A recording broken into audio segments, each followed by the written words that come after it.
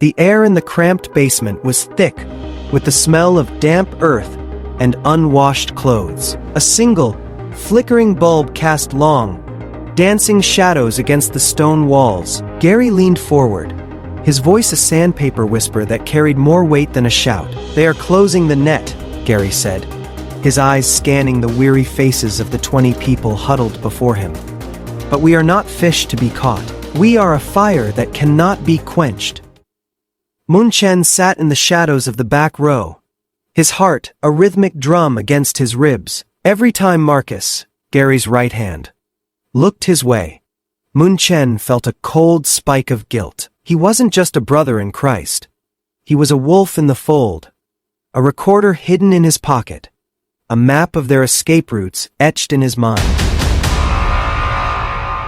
Deep in the cedar forest, the atmosphere was different, sterile, cold, and calculated. Junji tossed a folder onto a folding table. "The Christians are sentimental." Yunjae sneered, his face lit by the blue glow of a tactical tablet. "They mistake kindness for safety. We don't need to break down their doors anymore. We let them open the doors for us." He looked at the officers gathered around. "Mun Chen has them convinced. Tomorrow, when the leaders go to minister to a dying man, we won't just arrest them. We will make an example of them at the Changyang Bridge. No witnesses, no martyrs, just a disappearance." The following afternoon, the sun felt like an accusatory eye.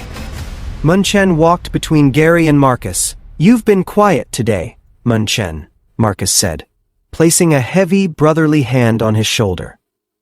"Is the weight of the world catching up? I just worry," Mun Chen stammered. "The lady yesterday, she asked where we go if they find us. What is the answer?" Gary stopped and looked at the horizon. "We go to the Father, Mun Chen, either in prayer or in person. There is no third option for us." That night, the guilt finally snapped. Mun Chen knew the ambush was set. He knew the guns were loaded. He couldn't be the Judas they wanted him to be. The night was a shroud of ink and silver. Mun Chen didn't wait for his orders.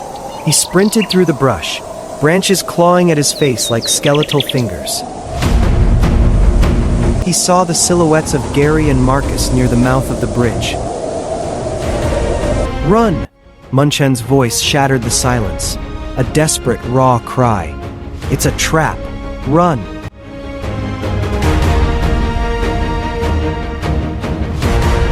From the darkness, the world exploded. Muzzle flashes strobed like lethal lightning. "Traitor!" a voice screamed. It was Ming Tao, one of the state's best marksmen. "Split up!" Marcus yelled, shoving Gary toward the tree line. "Go! I will draw them off!" Mun Chen didn't think. He just ran. He became a lure, leading the heavy boots of the soldiers away from the pastors.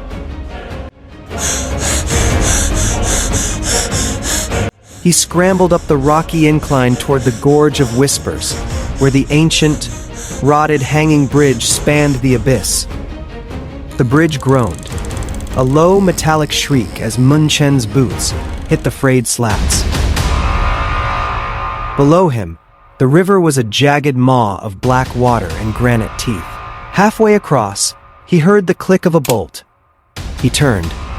Ming Tao and Song Wei stood at the edge, their rifles leveled. "You were one of us," Mun Chen, Ming Tao hissed, his finger tightening on the trigger. "Now you are just a ghost." The bullet didn't hit Mun Chen, it hit the main support cable. The world tilted. The bridge gave way with a sound like a dying beast. Mun Chen felt gravity reclaim him. He plummeted into the void, the wind whistling past his ears, his stomach leaping into his throat. He closed his eyes and threw a final, frantic plea into the dark. "Jesus, if you are there, hold me." A blinding white light erupted, brighter than any flare. The air grew dense, warm, and solid. The sensation of falling vanished, replaced by a terrifying, beautiful pressure. On the cliffside, Ming Tao dropped his rifle. He and Song Wei stared, paralyzed, They didn't see a man falling. They saw a towering figure of an angel, vast wings spanning the width of the gorge, catching the traitor in mid-air with the gentleness of a mother holding a child.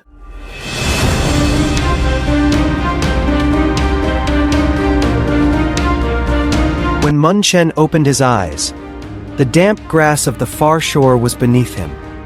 He was shivering, but unhurt. The angel was gone, leaving only the scent of ozone and lilies in the air.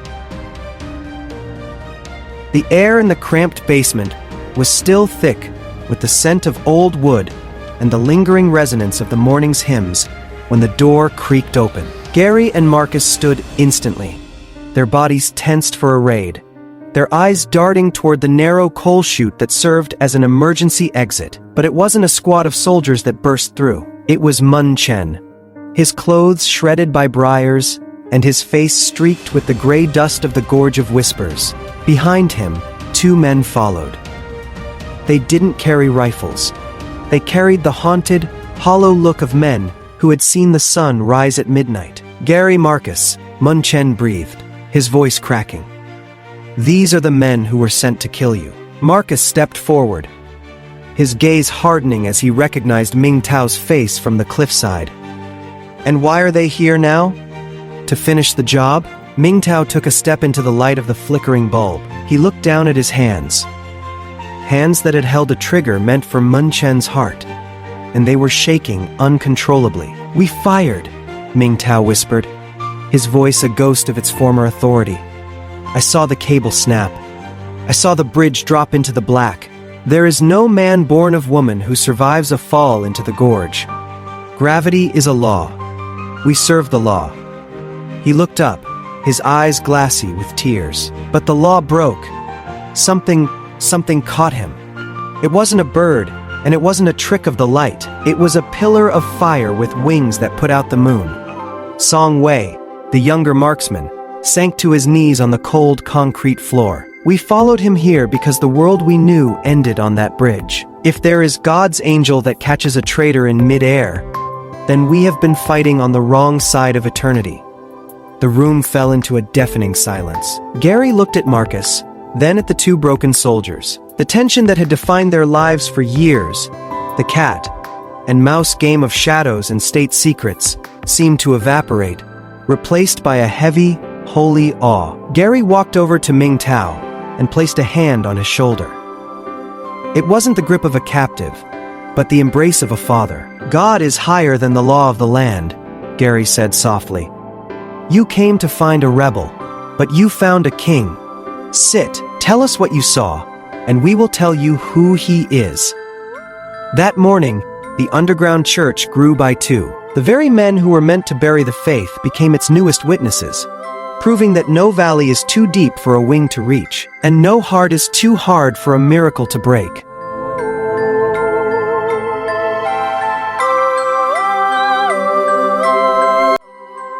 Youth on the Rock. Jesus is the rock. Like, share, and subscribe to our channel.